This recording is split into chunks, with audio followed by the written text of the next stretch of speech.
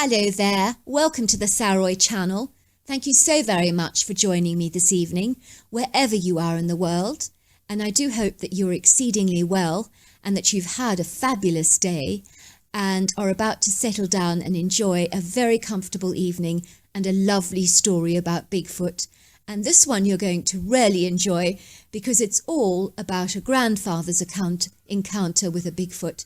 But before we get started, don't forget to subscribe to my channel, click the notification bell and also the thumbs up. Let's get started. Dear Sarah and all your lovely listeners, I have a fabulous Bigfoot story that my grandfather told me when I was a little 11-year-old girl in 1954, and it was a story he told our family around the campfire on many of our camping trips in the North American wilderness. We would share so many exciting, wonderful stories together, and among them were the usual ghost stories, but my grandfather's stories surpassed them all because they were the most fascinating, and all those years ago he swore his stories were true. I hung on to every word, and with my incredible photographic memory, I never forgot a single detail of his story. So this is the story he told me all those years ago, that I think will be of interest to your listeners and you, of course.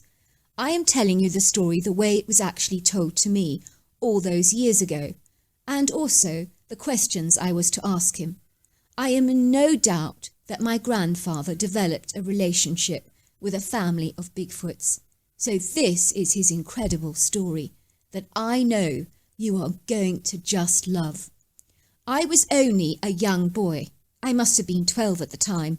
And I was living with my parents in a lovely little cabin, flanked on every side with woods.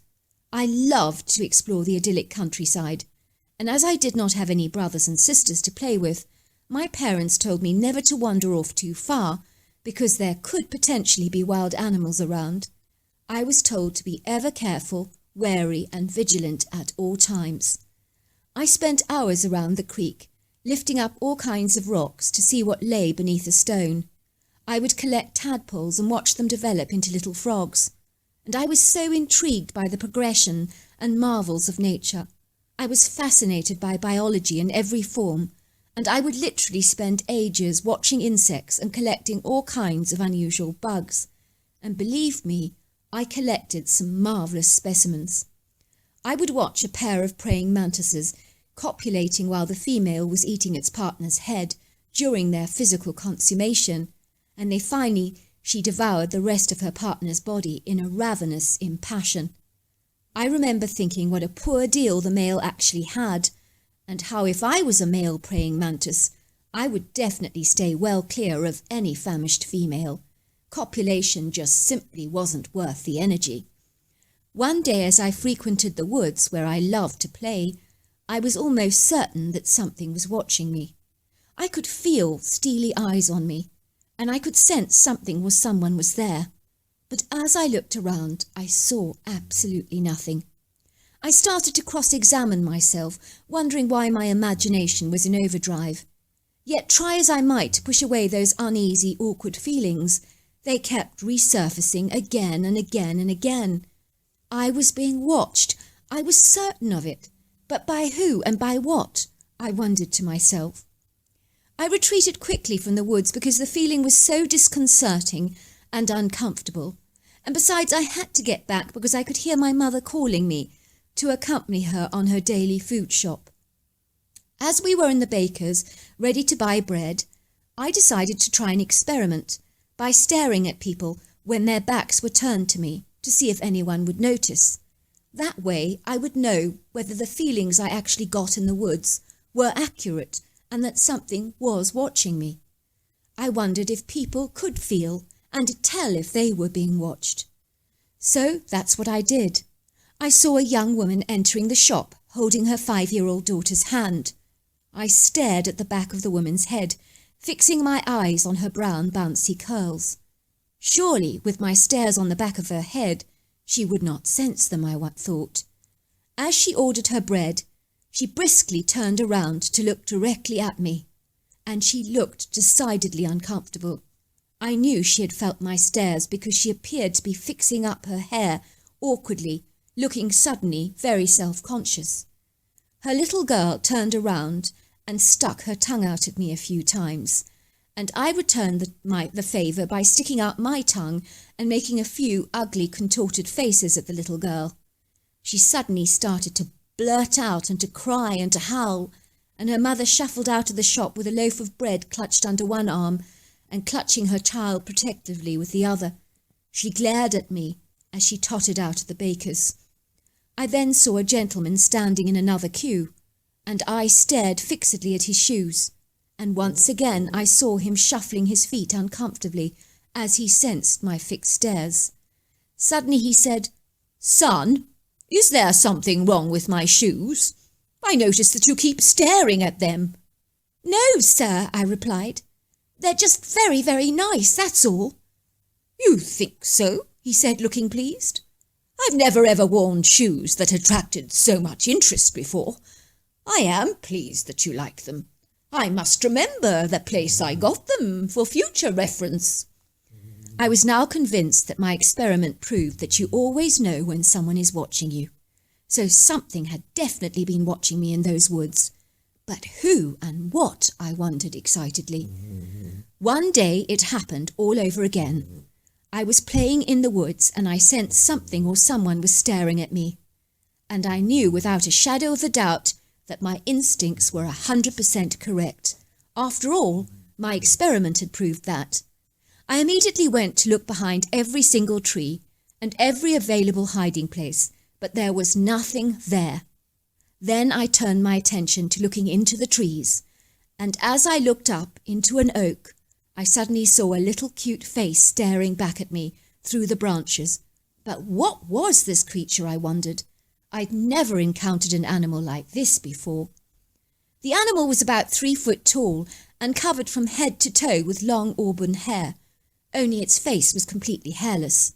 It really rather reminded me a lot of orangutan because it also had those typical long monkey arms, and his humanoid face had a very definite monkey look, especially around the eyes. My heart was fluttering with this excitement as I observed this unique creature that, although exceedingly curious, did appear to be painfully shy. For a while our eyes locked, and I observed that he had the most beautiful yellow-brown rusty eyes that I'd ever seen. I started to climb the oak tree so that I could be in close proximity to the creature, and as I did this it appeared to be laughing at me. I could see amusement in its brown, sparkling eyes. I realized that my clumsy, ungainly climbing had made this little creature laugh, because compared to a monkey's agility, I must have looked like a bungling idiot.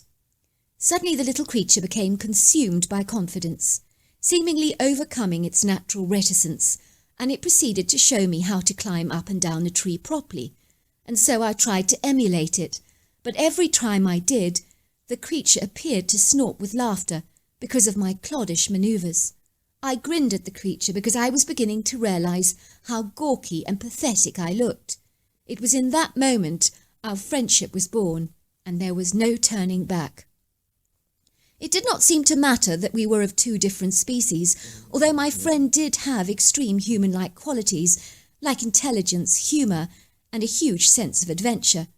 We would chase each other around the woods, but every time he swung up on the trees with his long arms and twisted himself up into those branches in all kinds of impressive acrobatic manoeuvres, I knew that I had lost the game, because he was so agile and fast, and I could never compete with such nimbleness. I would visit my friend in the woods all the time, and I do not recall a time in my life when I was happier and more content. Even my mother noticed that I seemed to be so deeply happy with my life, when before she had noticed a rising restlessness in my spirit that had now been curtailed by a positive, happy outlook. I had developed a bond with this incredible creature, but I did not know where he was from or what kind of species he actually was, nor did I know why he was always sitting on the top of the very same oak tree every time I went to visit him. I did wonder who and where his parents were, and why they left him all on his own for such a long period of time. You see, my communication with my friend was never verbal, but with the miming gestures we more or less pretty much understood each other, and I got the very distinct impression his mother looked on the oak tree as a kind of nursery, and a place where her youngling could sleep in the trees and remain very safe. I'm pretty certain the creature was actually nocturnal. Well, that's the impression I got. One day as the two of us were climbing a tree in the woods and eating the bananas I'd brought with me, which was something I always did, much to the delight of my friend. Even my mother was commenting on all the bananas and apples that I appeared to be eating in unprecedented copious amounts that seemed to have baffled her, as previously I had been very impartial to fruit of any kind. At this rate, she would say to me, you'll be turning into a fruitarian. I even heard her ask my father whether he thought it was bad that I was eating so much fruit. Did you ever overindulge in bananas when you were young? She asked him. Woman, what are you going on about? I'm sure a dozen bananas won't kill him in any way. It's better than sweets. Suddenly I heard a strange, shrill whistle. At first I thought it was a call from a bird that I had heard in the woods on many times before. But to my amazement, my hairy friend duplicated exactly the same whistle, as if answering or returning a call. It was then that I heard a thunderous sound, and there she was, larger than life, stepping out of the shadows into the full light of the morning sun, with the shafts of sunlight causing her auburn hair to literally gleam. I knew at once she was the mother of my friend, but she was an extraordinary, remarkable-looking specimen that would have looked impressive, gracing the covers of National Geographic. She was powerful, majestic, lofty, and magnificent. At least I thought she was. Many others might choose to disagree. She towered like a forest giant at about 8 feet tall, and was about 4.5 feet wide, and 700 pounds. She had the most incredible muscular definition that I could see beneath the scantier hair over her midriff, and it moved when she did. Her Herculean-sized shoulders would make those of an Olympic swimming champion look puny and pathetic by contrast. I noticed that her head was cone-shaped, with what appeared to be an almost human-like pinky-brown hairless face, a prominent brow ridge that was extensively wrinkled, a big pug-like nose, and a very deep-set pair of lively brown eyes that sparkled with merriment. When the creature saw me perching precariously on a branch next to her youngling, I could swear she smiled, as I distinctly saw the corners of her mouth twitch upwards, and her large white human-like teeth remained fixed. I also sensed she was somewhat benumbed to see me in the branches so congenially contented and at ease with her son. My hairy friend climbed down the branches, as did I, and he ran into his mother's arms while she held him, running her monstrous huge hands through his soft hair and tearing apart any tangled strands with her sausage-like fingers. When she did this, she stared at me curiously, almost as if she was studying every detail of a Picasso painting and deciding whether she liked it or not. I'm glad to say by the twinkle in her eyes, I felt almost certain I had won and met with her seal of approval. She started chattering to her youngling in a very strange tongue, all the while scrutinizing me with a keen and curious interest. I could tell by the way my friend was chattering excitedly to her that he was telling her how much he actually liked me, and she reacted with a very pleased demeanour, as if delighted that her sprog had finally found a playmate. She indicated for me to follow her, and all three of us went to the creek together, and while the mother was wading in the water, my hairy friend and I were splashing each other and throwing pebbles. Suddenly I heard this thunderous noise like a herd of rhinos coming towards us. It was such a monstrously heavy sound that you could literally feel the ground vibrate beneath you. Then I heard this incredible roar that was so terrifying I froze to the spot, incapacitated by fear, as the hair on the back of my neck stood up on end. Then I saw him, like the most monstrous, imposing predator, fixated on his kill with a relentless valour. He was wading in the water angrily towards me, with a gargantuan tree-trunk-sized pair of legs and resolute 5 feet strides. Before I knew it, he seized me in his monstrous arms and hurled me into the air like a Catherine wheel, where I went spinning and somersaulting and then plunging into the murky depths of the water. Once again the monstrous giant came clamouring towards me and reaching for my head, almost to asphyxiate me under the water. At least that's what it felt like. The next thing I knew, he released his suffocating hold from me, and I came out of the water like an otter, but desperately gasping for breath. I'm in no doubt that the big male seemed to be trying to kill me, or at least to put me in my place. I could see the female creature screaming at the male and pounding her fists into his chests. He stood there like a statue, frozen in time, receiving the full wrath of her furious physical altercation. I saw her pull his ears that were buried beneath his hair and slapping the sides of his cone-shaped head very fiercely, all the while chattering in a very disapproving, high-pitched voice. Once again I was reminded of that praying mantis, as this female had a powerful hold over the male during their copulation. It would seem that this male humanoid was literally under her spell, willing to do her every bidding, even if it meant being humiliated and chastised in front of me. She let out another scream at him that was so piercing it went right through me like a jackknife. She then pointed towards the bank, and I watched this humiliated 1,000-pound male humanoid paddling away into the water, walking towards the bank. He then sheepishly and obediently squatted down, watching us with puzzled, somewhat exasperated look on his hairless face, as if to say, "Woman, you just can't understand them." I noticed he was watching me curiously, scratching his head in a gesture of thoughtful repose, as if wondering what on earth his little son actually saw in me. I remember feeling in that moment that I truly was safe, and relief washed over me like a foaming wave. But even so, the male was a deadly predator. Of that I was in no doubt, who would kill in a heartbeat if given the opportunity. In the weeks that followed, I would play with my hairy humanoid friend, under the watchful eye of his mother. When I did see the male, he would make a few unfriendly grunts, but he was never very aggressive, and began to accept my relationship with his son.